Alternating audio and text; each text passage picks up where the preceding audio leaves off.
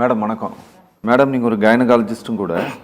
Madam Tamil Nadu police நடவடிக்கை எடுக்கிறாங்களா அப்படின்னா எடுக்கிறாங்க. சரிங்களா? 3 மாதம் 4 மாதத்தில் கன்விக்ஷன் எல்லாம் கூட வாங்கி கொடுக்குறாங்க.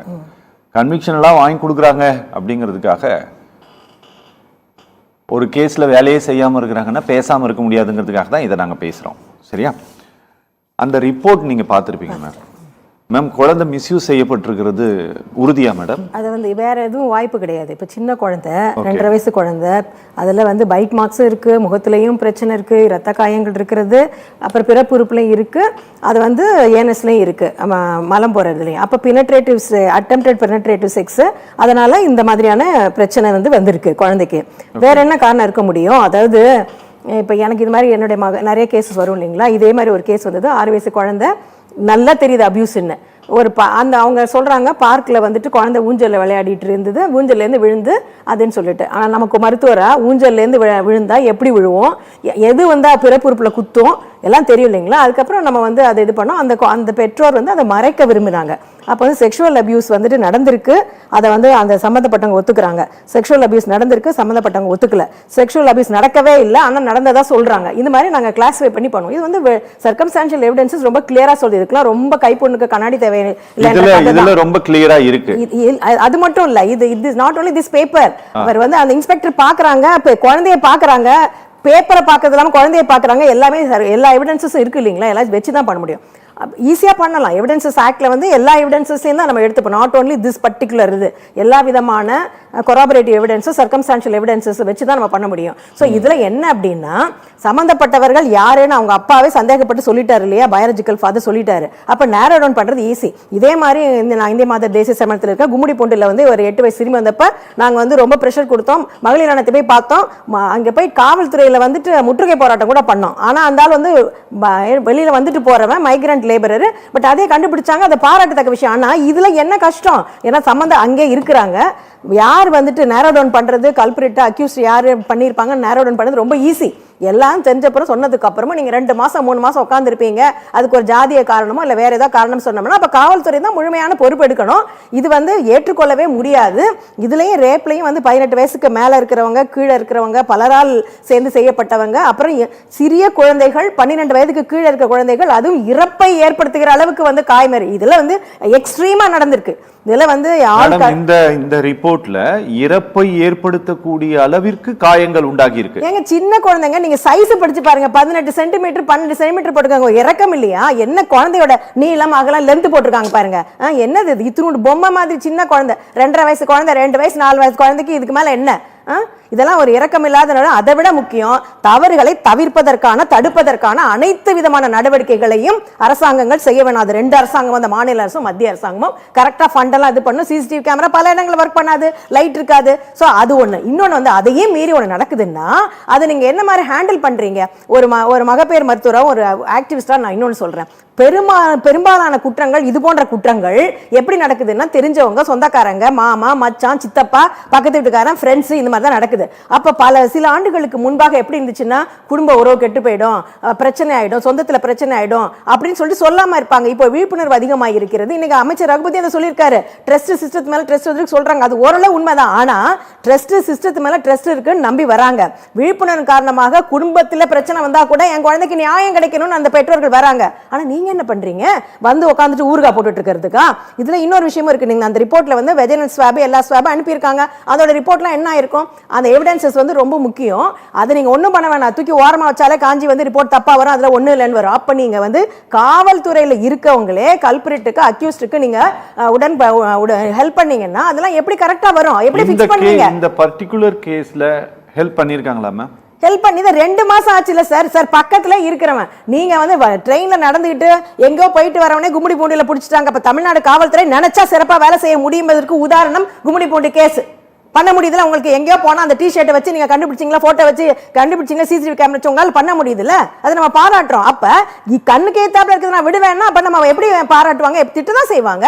அப்ப நீங்க ஹெல்ப் பண்ணிருக்கீங்க.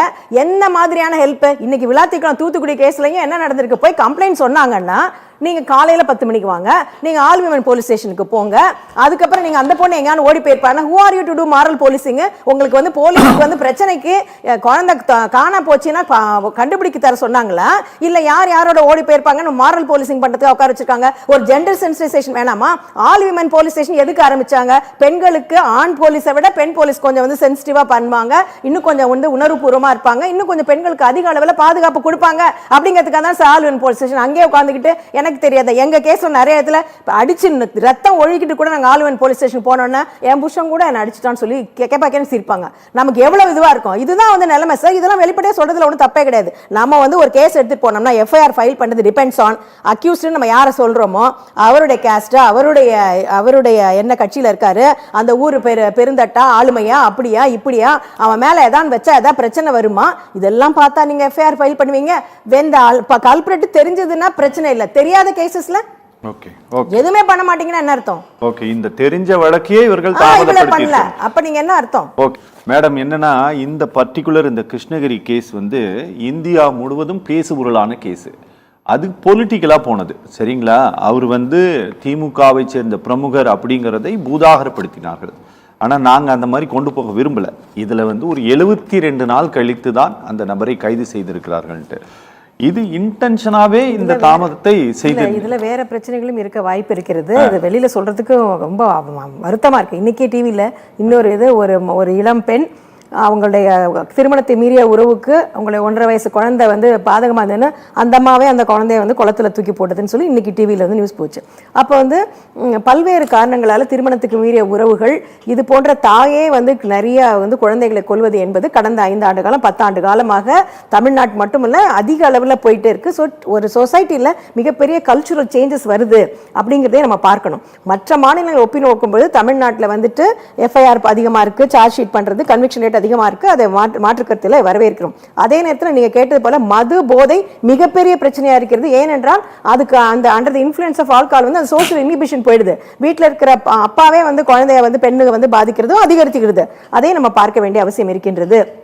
இதுல வந்து டிஎம்கே ஏடிஎம்கே அப்படிங்கிற கட்சியெல்லாம் தூக்கி வச்சுட்டு கடந்த ஒரு 10 வருஷத்துல டெக்னாலஜி அதிகமாக இருக்கு. அந்த டெக்னாலஜினால குற்றம் அதிகரிக்கிறது. செல்போனை பார்க்குறாங்க, இன்டர்நெட் இருக்கு, பார்னோகிராஃபி இருக்கு. 12 வயசு பையனும் குற்றங்களில் ஈடுபடுறான், 12 வயசு பையன் குற்றத்தில் ஈடுபடுறான். அப்போ வந்து டெக்னாலஜி அதிகமாகிறதுனால குற்றங்கள் அதிகரிக்கிறது. அதே டெக்னாலஜினால நம்ம வந்து சைபர் இதை வச்சு நம்ம செல்போன் இதை வச்சு நமக்கு யார் குற்றவாளி கண்டுபிடிக்கிறது இருக்கு. ஸோ மிகப்பெரிய மாற்றங்களை நோக்கி நம்ம சந்தித்து கொண்டிருக்கும் போது இதை முழுமையாக பார்க்க வேண்டும். இந்த போக்சோ வழக்கில் வந்துட்டு ஒரு தனியார் மருத்துவமனை நான் இந்த கேஸை எடுக்க மாட்டேன்னு சொல்ல முடியாது. அது வந்து கட்டாயமா பண்ணணும். இன்னொரு விஷயம் இருக்கு, எனக்கு வந்து இந்த கேஸ்ல கூட அது இருக்க வாய்ப்பு இருக்கு. பட் அதை நீங்க ஸ்டடி பண்ணணும். என்னன்னா ஒரு குழந்தைக்கு தெரியாது, அவர் அம்மாக்கு தெரியாது சார் குழந்தைய பார்த்தேன், ஆனால் அந்த அம்மா நான் ஃபிட்ஸ்ன்னு கூட்டிகிட்டு போகிறேன்னு சொல்கிறாங்க. அங்கே எங்கே வந்து பைக் மார்க் இருக்குது, ரத்தம் ஊற்றுது, என்ன பெரிய உடம்பா இல்லை புதுசாக ட்ரெஸ்ஸை தூக்கி பார்த்து பிறப்பு உறுப்பை பார்க்கணுமா என்ன சார் பார்க்கணுமா, அந்த பெயின் இதெல்லாம் வந்துட்டு அப்போ பெற்ற தாய்க்கு தெரிந்திருப்பதற்கான வாய்ப்புகள் அதிகம். ஆனால் வந்து ஃபிட்ஸ்ன்னு சொல்கிறாங்க. இதெல்லாம் வந்து டு பி இன்வெஸ்டிகேட்டட். ஏன்னா அவங்க வந்து தெரியாமல் சொன்னாங்களா இல்லை தெரிஞ்சு அந்த உறவு முறையில் ஜாதியில் இருக்க பிரச்சனைகளை வந்துட்டு இப்படி போயிட்டு வந்துட்டாலேங்க தான் சொன்னாங்க. இதெல்லாம் டு பி ரிசர்ச் பண்ணணும், அது வேற விஷயம். ஆனால் பல்வேறு விஷயங்கள் இருக்கிறதுங்கிறத நான் சொல்கிறேன். இதுல வந்து அரசியல் மட்டுமல்ல, இதில் உறவு முறை சாதி போன்ற பல்வேறு விஷயங்கள் இருக்கிறது. இது மட்டுமல்லாமல் ரொம்ப முக்கியமா நான் வந்து சொல்றது என்னன்னா, வெறும் முதலமைச்சர் மட்டுமே இதுல ஃபிக்ஸ் பண்ணக்கூடாது. ஒவ்வொரு துறையிலும் இருக்க, உதாரணத்துக்கு higher education, school education, college education. சென்னையில் ஒரு மருத்துவக் கல்லூரியில் ஒரு இந்த மாதிரி ஒரு ரேப் கிடையாது, ஒரு பாலியல் ரீதியான துன்புறுத்தல வந்து ஒரு ப்ரொஃபசர் ஈடுபடுறாருன்னு கம்ப்ளைண்ட் பண்றோம் சார். என்ன ட்ரீட்மெண்ட் கம்ப்ளைண்ட் பண்றோம், ப்ரூவ் ஆயிடுச்சு என்கொயரியில, ட்ரான்ஸ்ஃபர். இதான் ஒரு பனிஷ்மெண்டா? இதே மாதிரி வந்து தாம்பரத்தில் நாங்கள் வேற ஒரு கேஸ் மாதர் சங்கத்தை இது பண்ணி பண்றோம். நீங்க நம்பவே மாட்டீங்க, அக்யூஸ்ட் வந்து பிளைண்ட் சார். அதனால ஒரு டீச்சர் அக்யூஸ்ட் பிளைண்ட். அந்த கேஸ்ல வந்து அந்த பேப்பர் என்கிட்ட இன்னைக்கு கூட இருக்கு. குற்றம் நிரூபணமாகி விட்டது, டிரான்ஸ்ஃபர். அவர் வேற ஊர்ல போய் அந்த இது பண்ணுவார். அப்போ சொசைட்டியோட ஆட்டிடியூடே மாற வேண்டியதா இருக்கு. பாக்ஸோ ஆக்ட் ஸ்ட்ரிக்டா இருக்கு, நல்லா இருக்கு, இன்னும் கூட சரி பண்ணணும். சில சமயம் லாஜிக்கலா பிரச்சனை சரி பண்ணலாம். ஆனா அதை டீல் பண்றவங்க முதலமைச்சரோ யார் வேணா முதலமைச்சரா இருக்கட்டும் சார், ஆனா வந்து அங்கங்க இருக்கிறவங்க காவல்துறையில இருக்கிறவங்க சரியா இருக்க வேண்டும். அதே நேரத்தில் நானும் சில என்கொயரி கமிட்டில எல்லாம் இருக்கேன். சில நேரங்களில் சில குற்றச்சாட்டுகள் கன்சென்சுவல் செக்ஸ்ன்னு சொல்லிட்டு அக்யூஸ்ட் எஸ்கேப் ஆகிறதுக்கான வாய்ப்பு இருக்கிற மாதிரி கேசஸ் வரும்பொழுது போலீஸ் அவங்க வந்து குறிப்பா அந்த ஆளை ஃபிக்ஸ் பண்ணணுங்கிறதுக்காக வேண்டி எஃப்ஐஆர்ல சில வேர்ட்ஸ் வந்து கரெக்டா போட்டு பண்ற நல்ல போலீஸும் இருக்காங்க. ஏன்னா நானே நிறைய என்கொயரி கமிட்டில இருக்கேன்.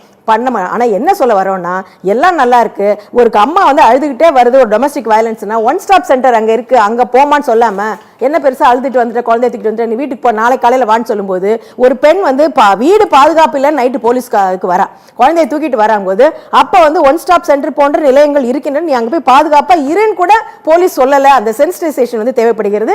இதற்கு காவல்துறை சார்பாக முதல்வர் அவர்கள் நீங்க நடவடிக்கை எடுக்கணும் சார். ரொம்ப காவலன் உதவி 1098 போன்றதெல்லாம் நல்ல திட்டங்கள்லாம் இருக்கிறது. ஆனாலும் இன்னும் போர்க்கால அடிப்படையில் குற்றங்களை தடுப்பதற்கான நடவடிக்கைகளை அதிகப்படுத்த வேண்டும். இந்த கிருஷ்ணகிரி குழந்தை வழக்குல இப்ப அக்யூஸ் மேல இது பண்ணிருக்காங்க. ஆனா வந்து அந்த வெஜினல் ஸ்வாப் ட்ரை ஆயிடுச்சு அது இதுன்னு சொல்லிட்டு சந்தேகத்தின் அடிப்படையில் குற்றம் நிரூபணமாகவில்லை என்று அக்யூஸ்ட வந்துட்டு தப்பா விட்டுவிடக் கூடாது என்பது நம்மளுடைய வேண்டுகோள்.